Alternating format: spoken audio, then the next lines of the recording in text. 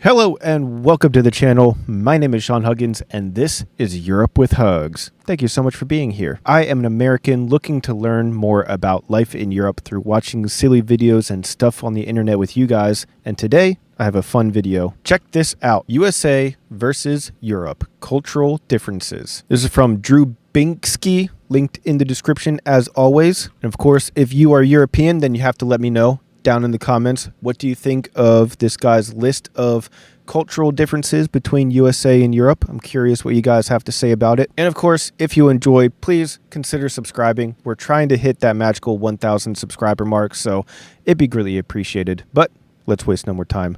Let's see the cultural differences between USA and Europe.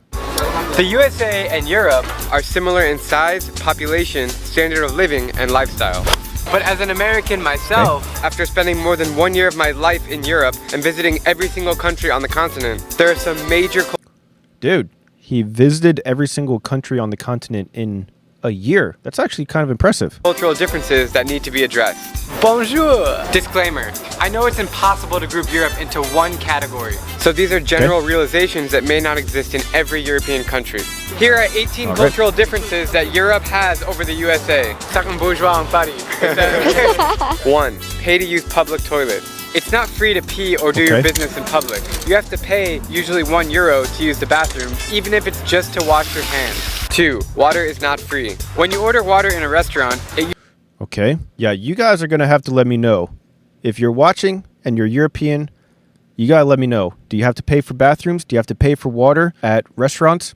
You guys got to let me know in the comments. I need to know what is true and what is false.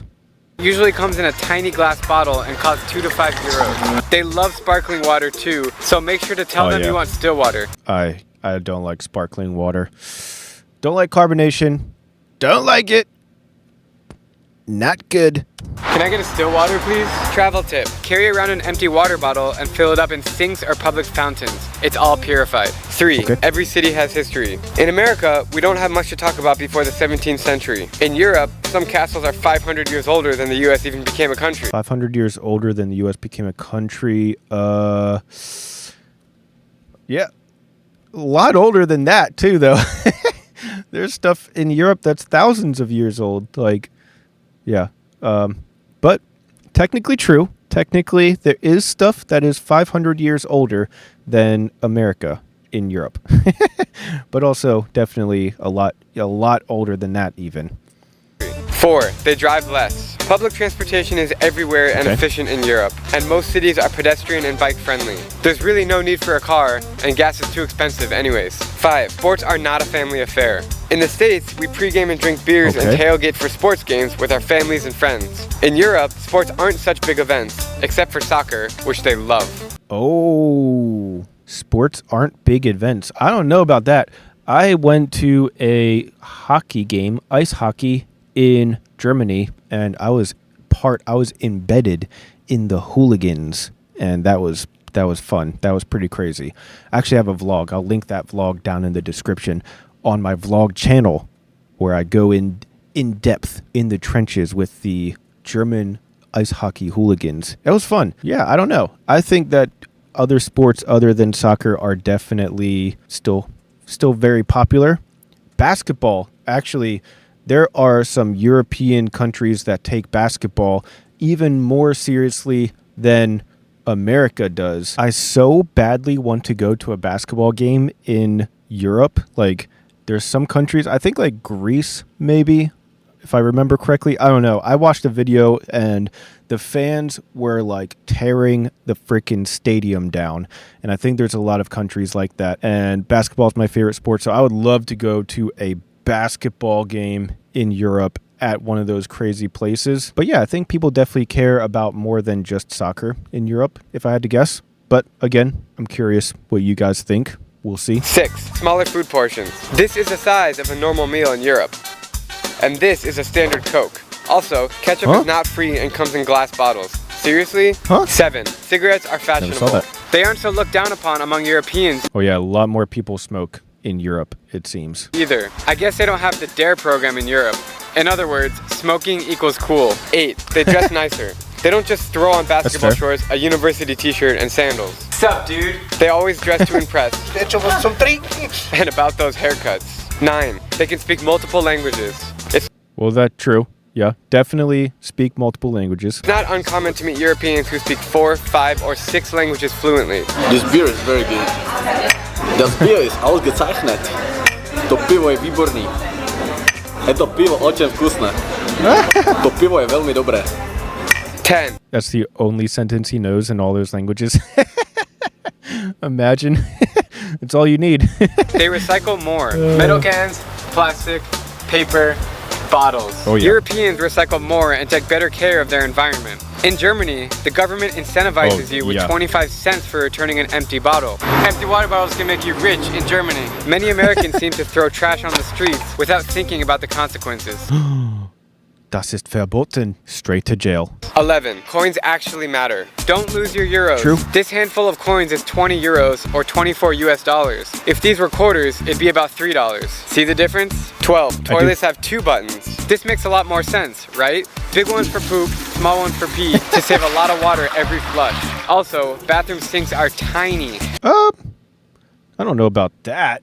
I mean, definitely I've seen a lot of tiny sinks in my day, but I don't think that's a common thing. For little kids.